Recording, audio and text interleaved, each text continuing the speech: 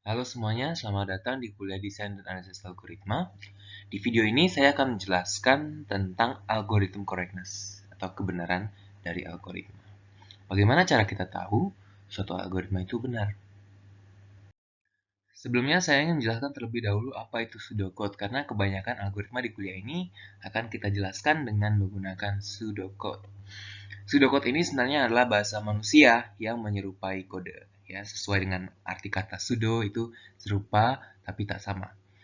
Nah, kita akan menggunakan bahasa Indonesia atau bahasa Inggris, tapi kita pinjam ya primitif atau konsep pemrograman dari bahasa C atau Java, seperti assignment, variable, ya atau for loop, while loop, if else, dan beberapa lainnya. Tapi kita tidak peduli dengan tata bahasa C atau Java. Ya, kita tetap menggunakan bahasa manusia. Nah, kita sering akan menggunakan kalimat yang paling jelas, paling singkat untuk mendeskripsikan suatu langkah di algoritma kita. Detail implementasi akan sering kita abaikan demi menyampaikan esensi dari algoritmanya. Misalnya, kalau saya mau menukar isi dua variabel X dan Y, saya cukup bilang tukar XY.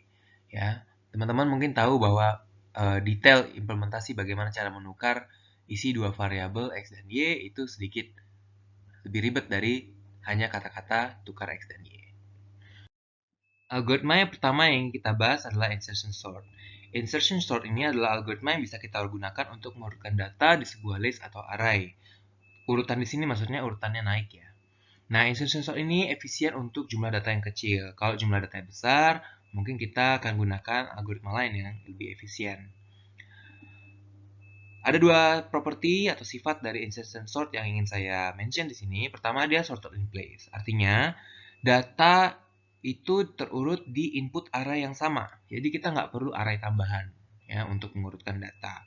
Di setiap langkah, kalaupun kita harus menyimpan datanya di luar array, hanya sejumlah konstan dari mereka yang perlu disimpan. Selain itu, sifat dari insertion sort adalah dia stable. Artinya, urutan relatif dari data-data duplikat atau data yang sama itu nggak berubah dalam hasil akhirnya, dalam array yang terurutnya. Contohnya di sini kan ada duplikasi 2 sebanyak 3 buah dan duplikasi 3. Nah, urutan relatif mereka itu nggak berubah. Kalau teman-teman lihat di sini, angka 2-nya itu ada warna biru, merah, kuning. Di hasil akhirnya yang terurut itu tetap urutannya biru, merah, kuning untuk data yang sama yaitu 2 di sini. Begitu juga dengan 3, 3 hitam dan 3 hijau, urutan mereka tidak berubah di hasil akhir arraynya. Sekarang saya akan menjelaskan algoritma insertion sort menggunakan pseudocode. Yang pertama, di sini ada nama algoritmanya, insertion sort. Kemudian saya spesifikasi inputnya, dalam hal ini adalah sebuah array yang bernama A. Kemudian ada for loop nih, ya. Ini kita meniru gaya penulisan bahasa pemrograman.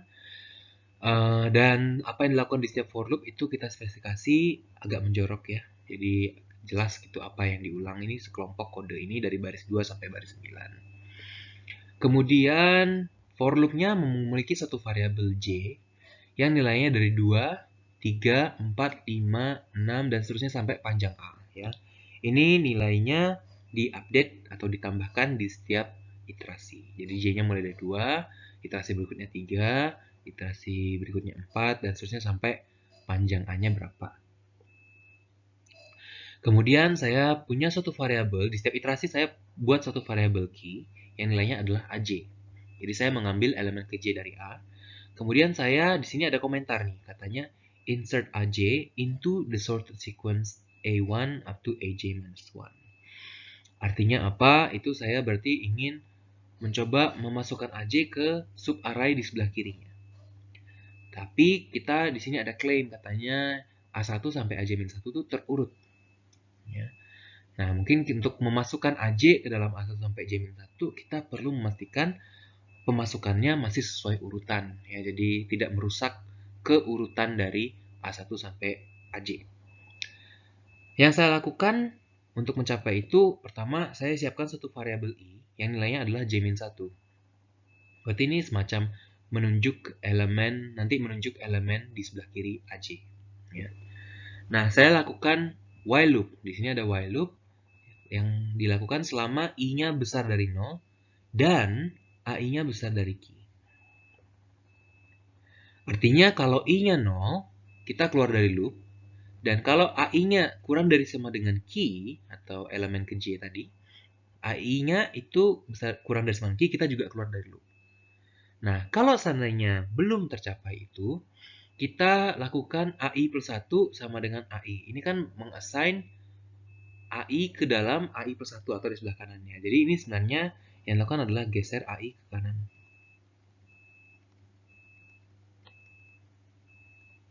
Ya. Lalu kalau sudah digeser AI ke kanan, ya, itu kita lakukan I-nya I-1, berarti I-nya geser ke kiri. Ya. Jadi kita menggeser elemen-elemen yang lebih besar dari Q ke kanan. Kalau seandainya elemen tersebut sudah kurang dari sama dengan Q, kita biarkan. Ya, kita lanjut. Yang kita lakukan adalah, atau kalau I-nya sudah 0, kita juga keluar dari loop. Ya. Kita lakukan adalah masukkan Q di sebelah kanan I. Ya. Jadi AI plus 1 itu diisi dengan Q. Saya akan berikan contoh berupa array 4, 1, 2, 5, 3. Ya. Di sini di awal loop J-nya 2, berarti Q saya adalah 1. Ya. Saat Q-nya saya 1, saya memperhatikan array di sebelah kiri 1 ya. 4. Ini array terurut 4. Yang saya lakukan adalah periksa apakah I-nya kan 1 ya, karena J-nya 2, I-nya 1 awalnya. I-nya 1, saya cek apakah AI-nya besar dari Q. 4 besar nggak dari Q? 1. Iya. Benar, berarti 4-nya saya geser ke kanan. 4. Kemudian I-nya saya geser jadi 1 dikurang 1 jadi 0. Nah, karena I-nya sudah 0, saya keluar dari loop ya. Keluar dari loop, AI plus 1 yaitu A1 saya isi dengan Q. Jadi 1 saya masukkan ke sini. Jadi saya dapatkan iterasi pertama array berupa 1, 4, 2, 5, 3. Ya. Selanjutnya saya lanjut ke J-nya 3. Berarti Q-nya di sini adalah 2 ya. Kalau Q-nya 2, berarti saya akan memasukkan 2 ke dalam sub array 1, 4. Ya. Perhatikan bahwa I-nya mulai dari 2, kemudian 4 itu kan besar dari 2 ya. Berarti saya geser 4-nya ke kanan. Kemudian I-nya 1. A1 yaitu 1 itu ternyata lebih kecil dari 2 ya. Berarti saya keluar dari loop nih. Saya nggak geser 1 ke kanan. Tapi saya memasukkan I-nya kan 1, berarti A2 saya masukkan Q. Berarti di sini 2. A2-nya saya masukkan ke A2, dapat di sini 2. Lalu di sini 1 ya. Satunya dibiarkan, tidak ada perubahan. 53 juga tidak ada perubahan. Kemudian saya lanjut ke J sama dengan 4 ya. J sama dengan 4 itu saya Q-nya adalah 5 ya. 5. Jadi ini J2, ini J3, ini J4. Q5 itu berarti saya memperhatikan ingin masukkan dia ke sub array 1, 2, 4. Perhatikan nih arahnya terurut kan 1, 2, 4. Tapi saat I-nya sama dengan 3 ya, itu ternyata AI-nya yaitu 4 itu sudah kurang dari 5. Jadi saya keluar dari for loop ya. Saat keluar dari for loop, I-nya kan 3. Berarti saya masukkan A4 dengan 5. Jadi tidak ada perubahan pada array. Kita cuman menulis ulang 5 ke tempat yang sama dengan posisi awalnya 3. Terakhir J-nya adalah panjang dari array-nya yaitu 5 ya. Ini terakhir, iterasi terakhir, Q saya adalah 3. Oke. Saya ingin masukkan 3 ke dalam sub array ini. Yang saya lakukan adalah 5 itu saya geser ke kanan ya. 5 karena 5 besar dari 3. 4 saya geser ke kanan juga ya.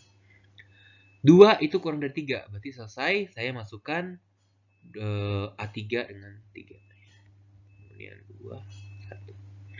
Nah, saya dapatkan array yang terurut sekarang. Dari contoh eksekusi insertion sort algorithm sebelumnya, kita melihat pola nih, bahwa elemen-elemen A1 sampai AJ-1 itu elemen-elemen yang sama, pada posisi 1 sampai J-1 di array awal kita. Hanya saja mereka sudah terurut naik. Dari observasi ini, kita pengen buat sebuah pernyataan formal yang kita sebut sebagai loop invariant. Loop invariant adalah suatu pernyataan formal yang membantu kita memahami mengapa sebuah algoritma iteratif itu benar. Algoritmanya benar saat dia memberikan output yang sesuai dengan harapan kita. Invariant di sini artinya tidak berubah. Yang tidak berubah dari pernyataan ini adalah kebenarannya. Artinya, pernyataan ini harus benar sebelum setiap sebuah iterasi dijalankan dari loop tersebut. Loop invariant dari iterasi yang ada di insertion sort algorithm kita adalah sebagai berikut. The subarray A1 sampai J-1 consists of the elements originally in A1 sampai J-1 but in sorted order. Kalau teman-teman ingin membuktikan kebenaran suatu algoritma menggunakan loop invariant, ada 3 hal yang perlu teman-teman buktikan terkait loop invariant tersebut. 3 hal tersebut biasanya disebut initialization, maintenance, dan juga termination. Initialization bilang, it is true prior to the first iteration of the loop. Prior artinya sebelum. Jadi teman-teman harus buktikan bahwa loop invariant teman-teman itu benar sebelum iterasi pertama dari loopnya dijalankan. Ya, ini biasanya dilakukan dengan memperhatikan nilai-nilai yang diassign ke variabel sebelum loopnya dijalankan. Selanjutnya maintenance. Maintenance bilang, if it is true before an iteration of the loop, it remains true before the next iteration. Perhatikan bahwa ini pernyataan jika maka ya. Jadi, dalam bahasa yang lebih matematis, maintenance bilang, jika loop invariant itu benar tepat sebelum iterasi ke K, maka loop invariant juga benar tepat sebelum iterasi ke K plus 1. Ini artinya, iterasi ke K tidak mengubah nilai kebenaran dari loop invariant kita. Makanya namanya maintenance. Selanjutnya ada termination. Termination bilang, saat loopnya terminate, invariant kita memberikan informasi yang berguna untuk menjelaskan kenapa algoritmanya benar. Tidak semua invariant itu bermanfaat ya, misalnya tautologi, P atau not P. Ini adalah suatu pernyataan yang benar, baik di initialization, maintenance, dan termination. Tapi dia tidak menceritakan apa-apa tentang algoritma kita. Jadi pilihlah loop invariant yang mengatakan sesuatu tentang apa yang algoritma teman-teman lakukan. Hal berikutnya yang ingin saya jelaskan adalah bahwa loop invariant tidak digunakan untuk membuktikan apakah suatu algoritma itu terminate atau tidak.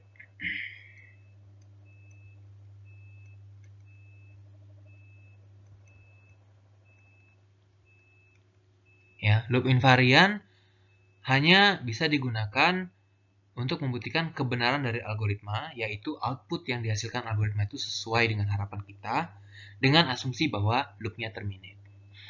Untuk membuktikan loopnya terminate, teman-teman nanti perlu teknik lain. Saya coba refresh pernyataan sebelumnya, 3 hal yang perlu dibuktikan terkait loop invariant ke dalam pertanyaan sebagai berikut. Jadi ini adalah pertanyaan-pertanyaan yang perlu teman-teman jawab gitu ya, terkait kebenaran loop invariant. Initialization.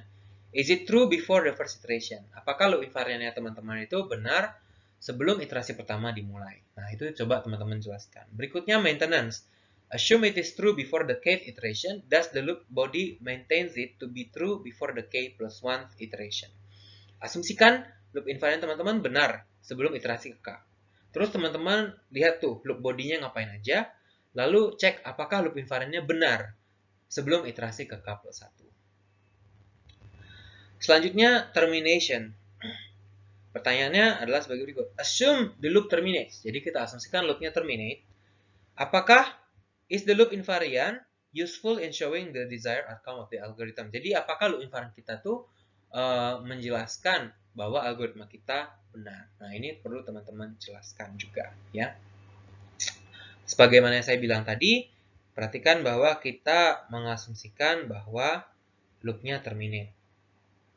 Kalau teman-teman ingin membuktikan loopnya terminate, kita perlu teknik lain ya, tidak menggunakan loop invariant. Loop invariant kita adalah the subarray A1 sampai J-1 berisi elemen-elemen original di A1 sampai J-1 hanya saja dalam urutan naik. Kita harus menjawab pertanyaan berikut untuk membuktikan kebenarannya pada inisialisasi. Apakah pernyataan kita ini, loop invariant kita ini, benar sebelum iterasi pertama dimulai? Sebelum iterasi pertama dimulai, yaitu saat J-nya 2. Subarray A1 sampai J-1, maka berisi hanya satu elemen, yaitu A1. Subarray A1 ini tentu berisi hanya elemen original A1 itu sendiri. Selain itu, subarray yang sepanjang 1 ini tentu sudah terurut, karena hanya berisi satu elemen. Jadi, pernyataan kita benar di tahap inisialisasi. Selanjutnya, saya akan mencoba menjelaskan kebenaran loop invariant kita pada maintenance. Pertanyaan yang harus dijawab adalah apakah iterasinya atau body loop-nya mempertahankan kebenaran dari loop invariant kita sendiri. Pertama, loop-nya kita itu kan menggunakan variabel J. Jadi, asumsikan untuk suatu J, loop invariant kita benar. Ya. Jadi, A1 sampai J-1 benar, dia berisi elemen-elemen original pada J-1 posisi pertama, array input, dan juga dia terurut naik. Oke. Nah, body dari loop kita, tadi itu kita pahami dia bekerja dengan memindahkan AJ-1, AJ-2, dan seterusnya. Ya, ini elemen-elemen di sebelah kiri AJ, itu dipindahkan satu persatu ke kanan, sebesar satu posisi. Ya, hingga nanti posisi dari AJ-nya ditemukan. Ya, posisi yang tepat untuk AJ-nya ditemukan. Itu dikerjakan oleh baris 5 sampai 8. Ini ada loop lagi, tapi kita mencoba memahami apa yang dilakukan oleh baris 5 sampai 8 itu dengan kata-kata saja ya. Selanjutnya, kalau sudah ditemukan posisi yang tepat untuk AJ ya, itu kita melakukan insertion ya, kita masukkan AJ itu ke posisi yang tepat, yaitu dengan assignment I plus 1 sama dengan Q. Maka kalau kita lihat apa yang dilakukan for loop-nya, menggunakan asumsi bahwa A1 sampai AJ-1 itu sudah turun naik, ya, maka proses iterasi tadi itu juga akan mempertahankan kebenaran dari loop invariant kita, tapi sekarang untuk A1 sampai J. Ya. Jadi A1 sampai J itu berisi J elemen pertama dari array awal kita, dan mereka dalam posisi terurut. Kenapa posisi terurut? Karena AJ-nya kita letakkan di posisi di mana dia lebih besar dari semua elemen di sebelah kirinya, dan dia lebih kecil dari elemen di sebelah kanannya. Terakhir, correctness at termination. Ketika loopnya terminate, apakah invariant kita membuktikan bahwa algoritmanya benar? Kita lihat apa yang terjadi saat loopnya terminate. Ketika loop berakhir, yaitu saat J-nya lebih dari N. Di sini kita asumsikan N adalah panjang dari A. Ya. Maka nilai J saat loopnya berakhir adalah N plus 1. Kalau kita substitusikan N plus 1 ke dalam J, di dalam statement loop invariant, ya, kita akan mendapatkan pernyataan bahwa A1 sampai N berisi elemen-elemen original di A1 sampai N. Ini benar ya. Namun dalam urutan terurut. Namun array A1 sampai N adalah seluruh array yang ingin kita urutkan. Maka seluruh array kita berhasil diurutkan, yang artinya algoritma kita benar. Sebelum kita lanjut dengan contoh berikutnya, saya ingin menceritakan sedikit terkait asumsi yang akan kita ambil. Bahasa programan itu memberikan kita banyak cara untuk membuat loop atau iterasi, misalnya dengan while loop, for loop, repeat until loop, dan sebagainya.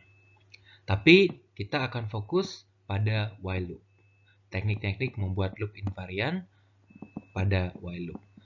Loop-loop yang lain selalu dapat kita buat dengan menggunakan while loop. Jadi, tidak ada kemampuan komputasi yang terhilangkan di sini dengan mengambil asumsi bahwa kita hanya fokus pada kebenaran dari program yang menggunakan while loop. Template dari while loop yang kita gunakan adalah sebagai berikut. While A, do S, N.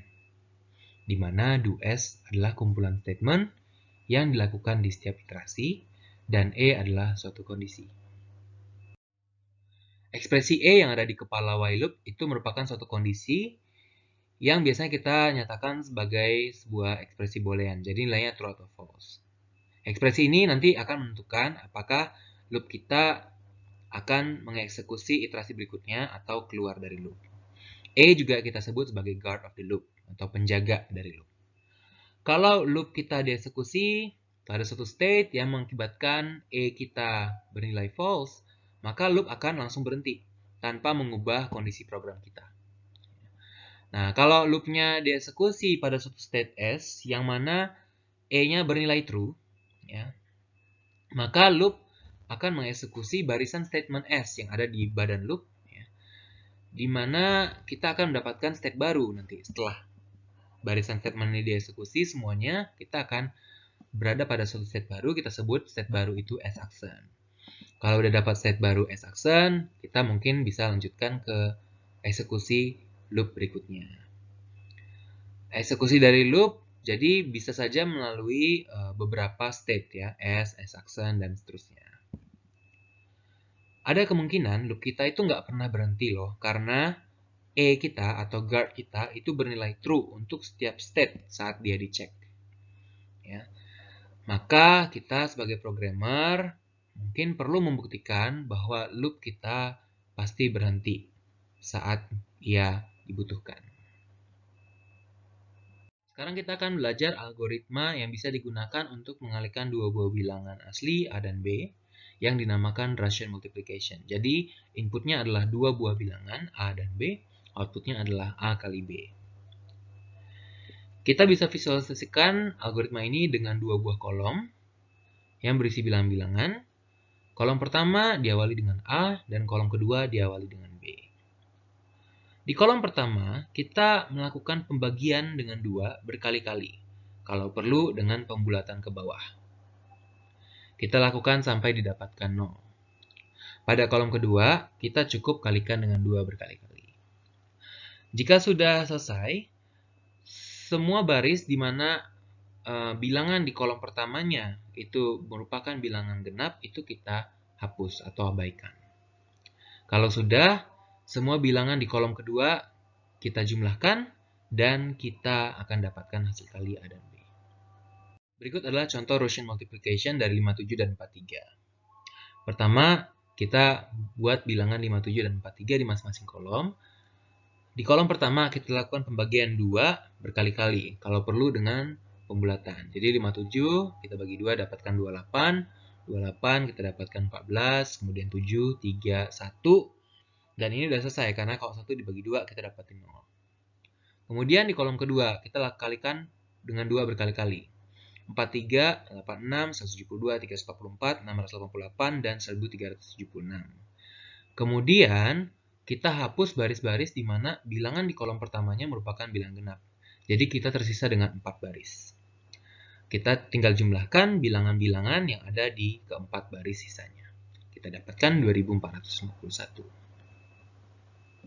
Kita akan menspesifikasi Russian multiplication algorithm dengan sebuah loop.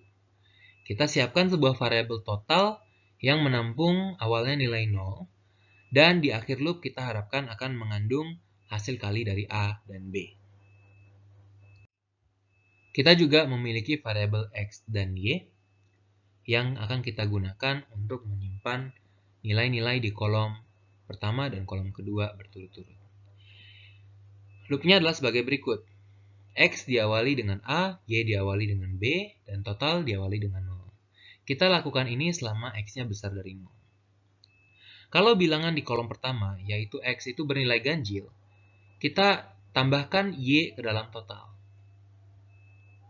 Dan ini hanya dilakukan kalau X-nya ganjil.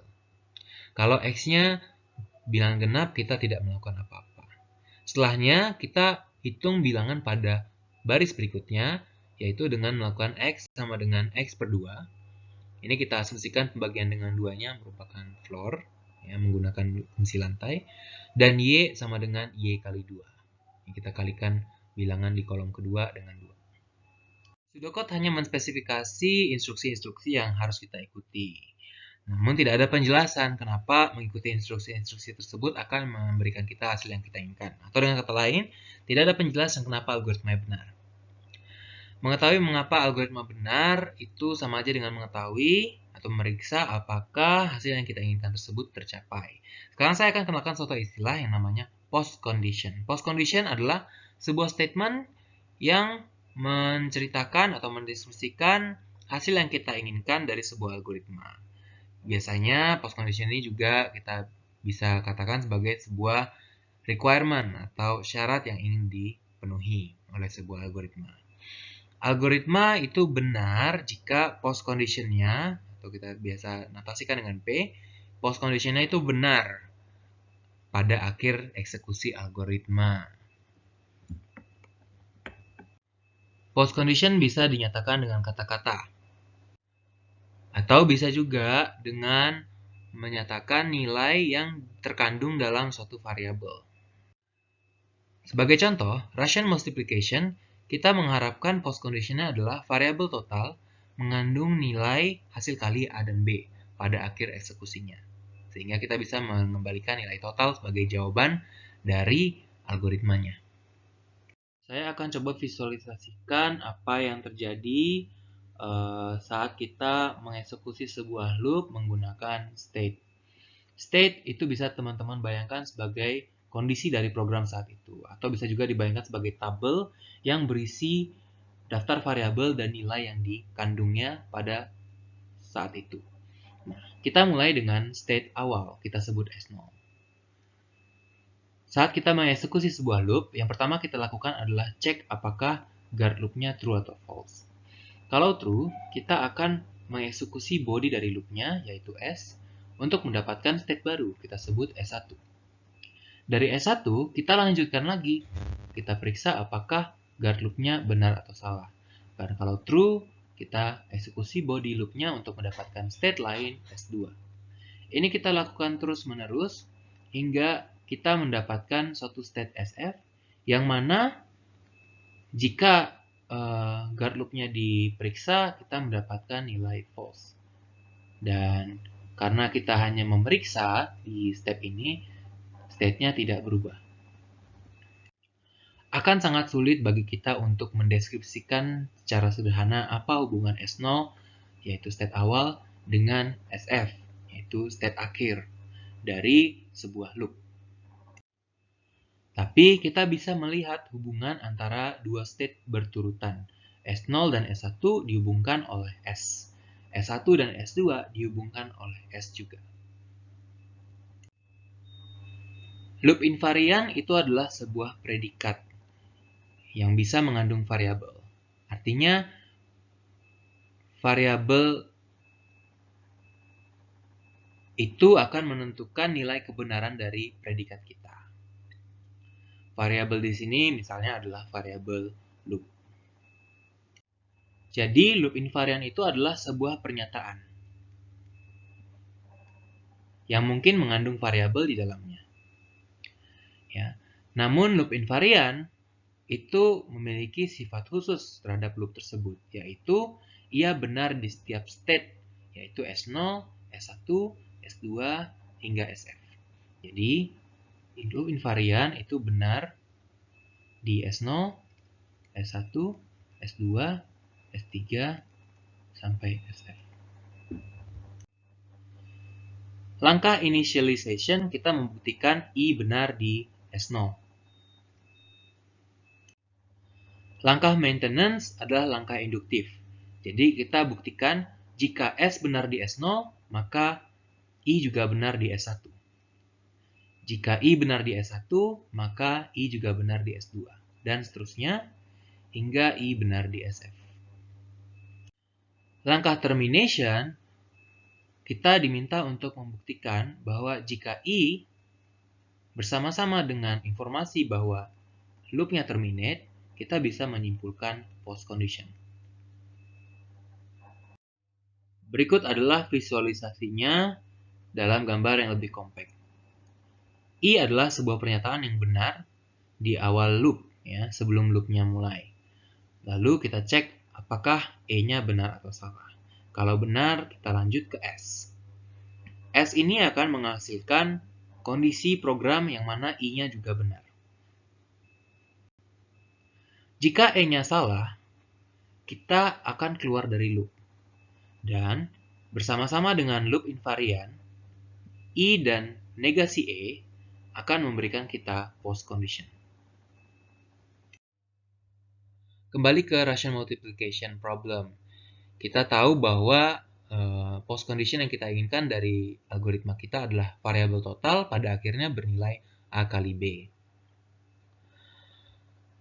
Kemudian kita tahu initial state dari algoritma kita punya 3 variabel X, Y, dan total, di mana X nilainya A, Y nilainya B, total nilainya 0 di awal program.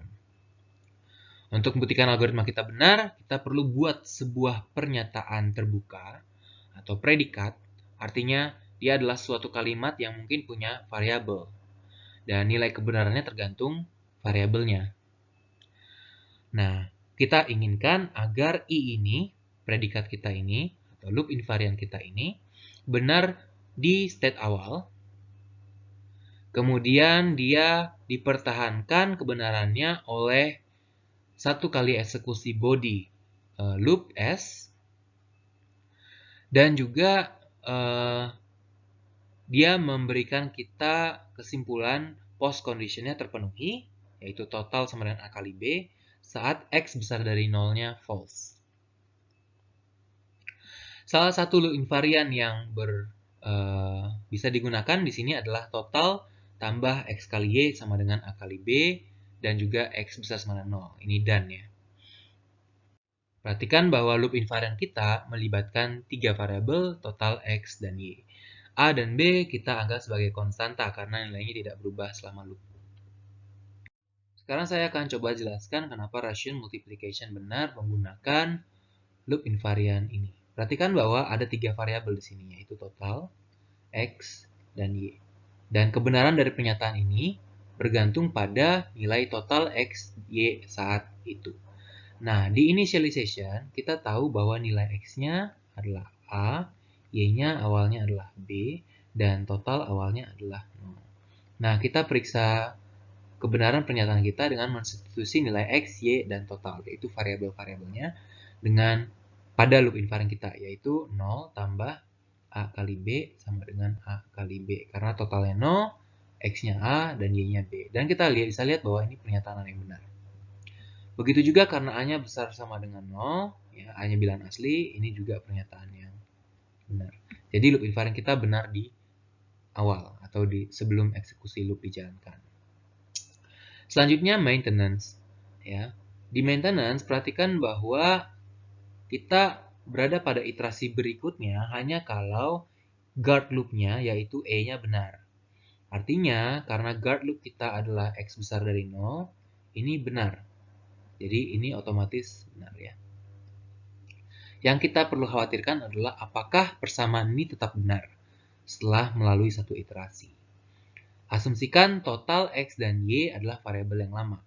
Variabel yang baru setelah melalui satu iterasi kita sebut total aksen, X aksen, dan Y aksen. Apa yang didapatkan oleh variabel baru ini? Total aksen setelah menjalani iterasi pada kasus X genap itu tidak ada perubahan sama sekali. Karena kita hanya melakukan penambahan Y pada total itu kalau X-nya ganjil. Kemudian X aksen itu kita melakukan pembagian dengan 2 pada X. Dan Y aksen kita melakukan perkalian dengan 2 pada Y. Yang perlu kita periksa adalah kalau seandainya total X dan Y memenuhi persamaan ini, apakah total X dan Y yang baru akan tetap membuat persamaan kita benar. Kita bisa periksa, total aksen kan total. X aksen kan X per 2, dan Y aksen adalah 2Y. Dan kalau kita teruskan, ini sama dengan total tambah X kali Y. Karena X per 2 kali 2 kali Y adalah XY. Dan kita tahu karena ini yang lama ya, ini sama dengan AB. Ya.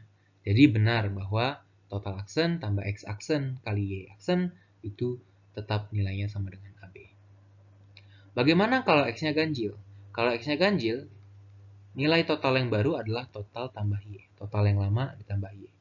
X yang baru itu adalah X per 2 di floor. Dan teman-teman bisa verifikasi bahwa X per 2 di floor itu sama dengan X min 1 per 2 kalau X-nya ganjil. Dan Y aksen itu adalah 2Y. Nah, sekarang kita tinggal periksa total aksen tambah X aksen, Y aksen sama dengan total yang lama ditambah Y, itu adalah total aksen, ditambahkan X yang baru, ya, yaitu X min 1 per 2. Lalu dikalikan dengan 2Y. Nah, dari sini kita teruskan, jadinya total tambah Y, 2-nya boleh kita coret. X min 1 kali Y itu adalah XY min Y. Ya. Dan kita lihat bahwa ternyata ekspresi pada variabel baru ini ternyata nilainya akan sama dengan total tambah XY dan nilainya adalah sama dengan AB juga. Jadi nilai total X dan Y pada akhir iterasi tetap memenuhi loop invariant kita. Terakhir, termination. Termination terjadi saat E-nya false. E kita adalah X besar dari 0. Jadi dia false, maka berarti kalau E-nya false itu adalah X-nya kurang dari sama dengan 0. Tapi kita tahu bahwa X-nya besar sama dengan 0 adalah loop invariant. Dia benar di akhir loop ya. Jadinya X besar sama dengan 0 dan X kurang dari sama dengan 0 ini berakibat X-nya sama dengan 0. Jadi kita tahu bahwa X-nya 0 di akhir loop. Karena X-nya 0, kita punyai bahwa total tambah 0 kali Y, apapun nilai Y-nya, itu sama dengan A kali B. Dan kita dapatkan bahwa total di akhir loop nilainya akan sama dengan A kali B. Yaitu post condition yang kita inginkan. Di slide ini saya menunjukkan cara menulis bukti yang ada di slide sebelumnya secara lebih formal. Kita bisa lihat bahwa invarian itu memang terpenuhi di setiap iterasi. Berikut adalah visualisasinya. Sejauh ini kita hanya menggunakan loop invariant untuk menganalisis atau menjelaskan kebenaran algoritma. Di video ini, saya akan mencoba menjelaskan bagaimana kita bisa menggunakan loop invariant untuk membuat algoritma kita sendiri. Jadi, selama kita tahu post condition-nya apa, kita bisa merancang loop invariant-nya, kemudian kita bisa merancang algoritma iteratif dari loop invariant itu. Pertama, ingat bahwa kebenaran dari suatu iterasi atau loop mensyaratkan bahwa loop invariant-nya saat keluar dari loop memberikan kita post condition P. Loop invariant I akan membimbing kita apa yang harus dijaga untuk benar, hingga akhirnya kita mendapatkan post condition yang diinginkan, yaitu P. Teknik yang digunakan salah satunya adalah memperoleh I terlebih dahulu dengan melemahkan P. Melemahkan P artinya I akan benar untuk lebih banyak state daripada P. Loop ini harus berhenti ketika I ini berakibat P-nya benar. Dan ini akan kita gunakan untuk merancang guard loop-nya. Salah satu cara untuk melemahkan P demi mendapatkan I adalah dengan mengganti konstan dengan variabel. Post condition P, kalau kita tahu post condition P, kita bisa melemahkannya dengan mengganti kemunculan konstan pada post condition itu dengan sebuah variabel, sebutlah J. Dengan demikian, saat J-nya itu nanti sama dengan konstannya, kita akan mendapatkan P P sama dengan I. Artinya loop invariannya bernilai post condition. Dalam kasus ini, guard loop yang sesuai adalah J tidak sama dengan N. Jadi kita melakukan loop selama J tidak sama dengan N. Ketika loopnya berhenti, guard-nya akan bernilai false. Jadi kita dapatkan I konjungsi atau bersama dengan J sama dengan N akan memberikan kita P. Sekarang saya akan coba berikan contoh perancangan algoritma menggunakan bantuan loop invarian. Misalnya kita punya sebuah array AA yang panjangnya N, dan kita ingin menjumlahkan elemen-elemen dari AA. Perhatikan bahwa begitu AA diberikan, array AA diberikan, maka N bukan lagi variabel, tapi merupakan sebuah konstanta.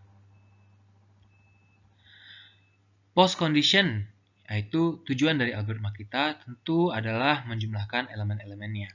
Dan mungkin kita bisa bayangkan, hal ini bisa direalisasikan dengan menyimpan hasil jumlah tersebut pada sebuah variabel. Sebut saja namanya result. Jadi, post condition kita adalah result sama dengan AA1 tambah A2 sampai tambah AAN. Selanjutnya kita ingin mencari loop invarian. Loop invarian bisa dicari dengan melemahkan post condition P. Salah satu caranya adalah mengganti kemunculan konstanta yang ada di P, misalnya N, dengan suatu variabel J. J ini nanti akan menjadi variabel loop kita. Jadi, IJ akan berbentuk result sama dengan AA1 tambah A2 sampai tambah AAJ. Kita fokus pada J yang berupa integer saja. Guard dari loop kita adalah J tidak sama dengan N. Tujuannya adalah agar jika kita keluar dari loop, berarti negasi dari guard loopnya itu benar. Artinya J sama dengan N. Bersama-sama dengan loop invarian, IJ dan J sama dengan N akan memberikan kita pernyataan IN. Jadi IN benar. IN dibaca result sama dengan AA1 tambah A2 sampai tambah AAN. Result sama dengan AA1 sampai tambah AAN itu sendiri merupakan post condition. Jadi, loop invarian kita bersama-sama dengan negasi dari guard akan langsung memberikan kita post condition, yaitu hasil yang kita inginkan. Sekarang, perhatikan loop invarian kita. Dia memiliki variabel J, dan juga kita menampung result sama dengan AA1 tambah A2 sampai tambah AAJ. Bagaimana bentuk loopnya? Kita bisa menyiapkan suatu variabel result sama dengan 0 dan J sama dengan 0. Lalu guard loop kita ikuti panduan tadi, yaitu J tidak sama dengan N. Kita bisa mengupdate J-nya satu persatu dari 1, 2, 3, dan seterusnya dengan melakukan increment atau penambahan dalam iterasinya. Jadi J sama dengan J plus 1. Dan setiap kali kita menambah J-nya, kita juga menambahkan result sama dengan result tambah AAJ.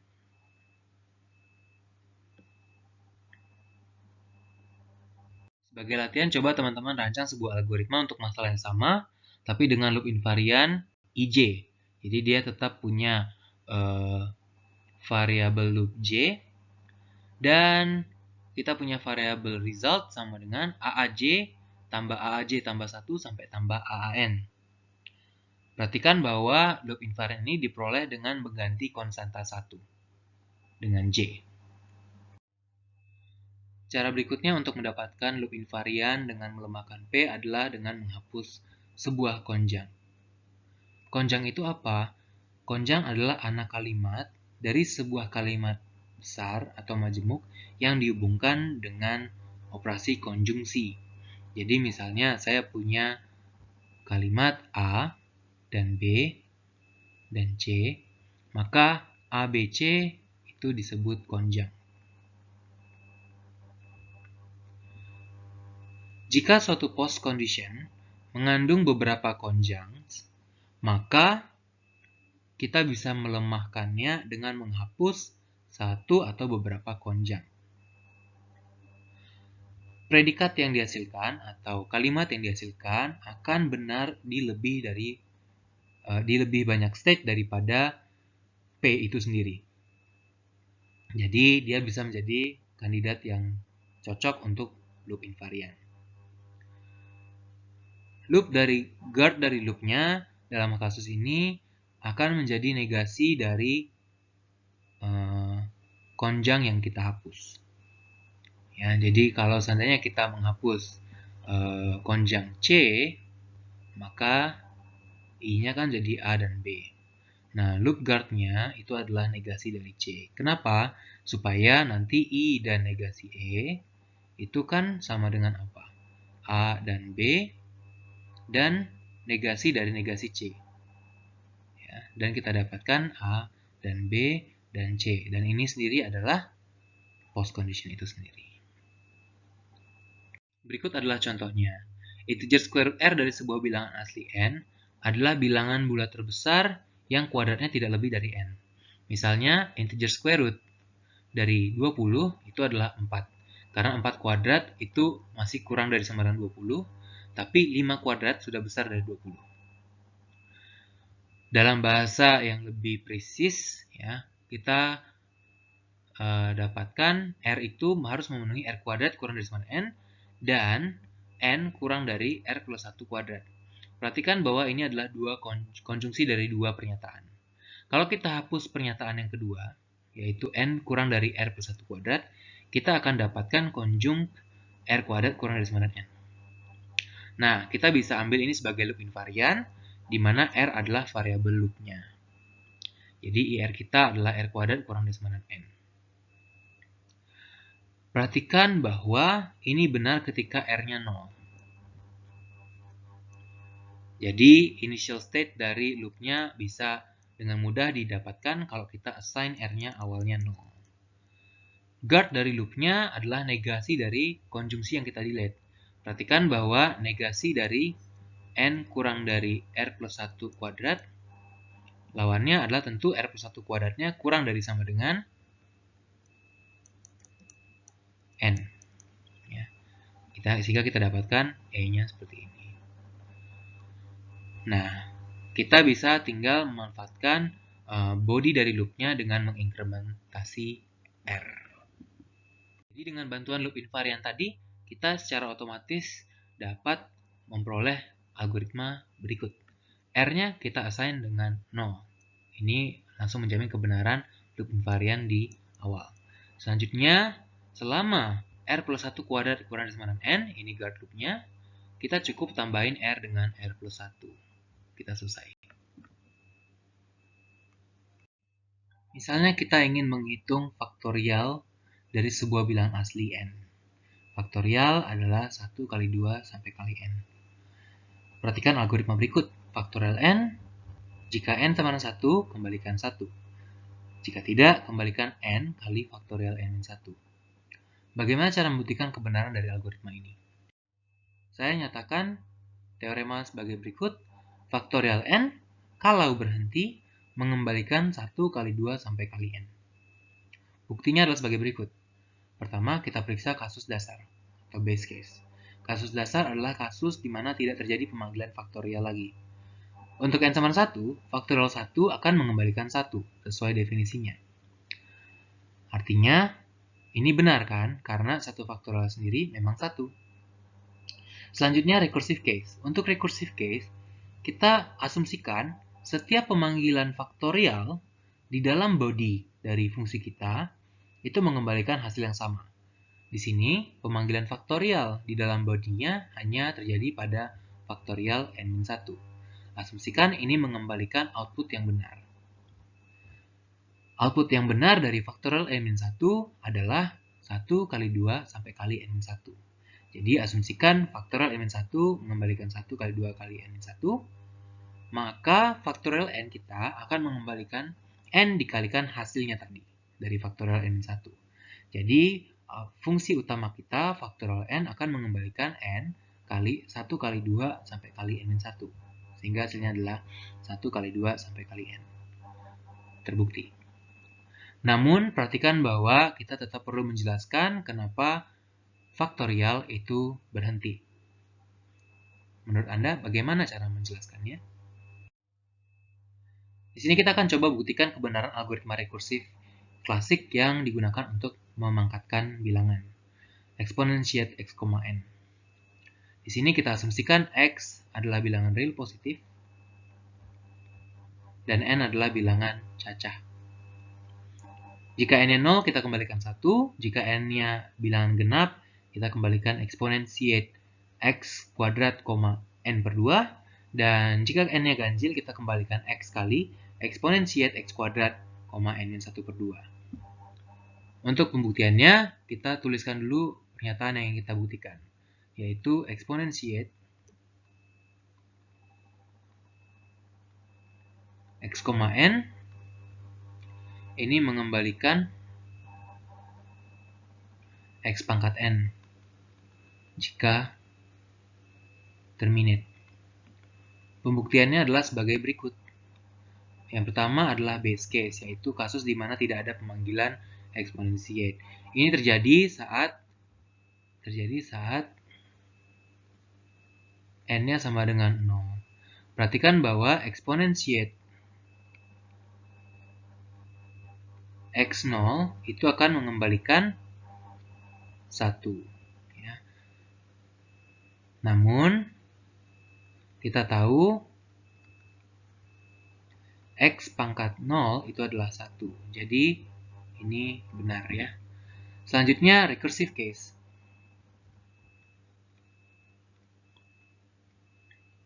Ya, untuk recursive case, kita asumsikan setiap pemanggilan exponentiate ya di dalam body loop terminate dan memberikan hasil yang benar. Maka ada dua kasus. Ya. Jika n genap, maka kita mengembalikan exponentiate xn ini akan sama dengan exponentiate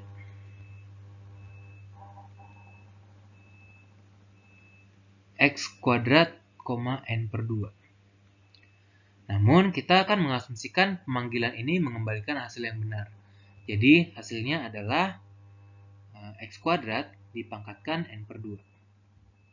Dan kita tahu ini hasilnya adalah x pangkat n. Perhatikan bahwa dari sini ke sini kita gunakan asumsi rekursifnya. Selanjutnya, jika n-nya ganjil, maka exponentiate x, n akan mengembalikan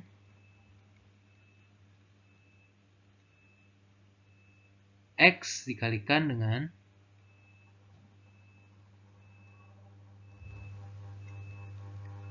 exponentiate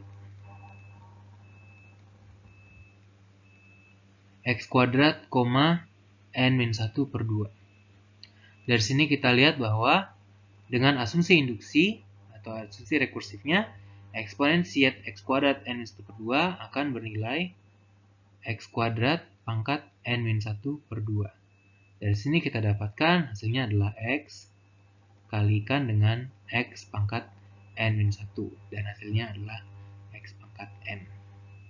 Jadi, pada setiap kasus, exponentiate x, n akan mengembalikan x pangkat n.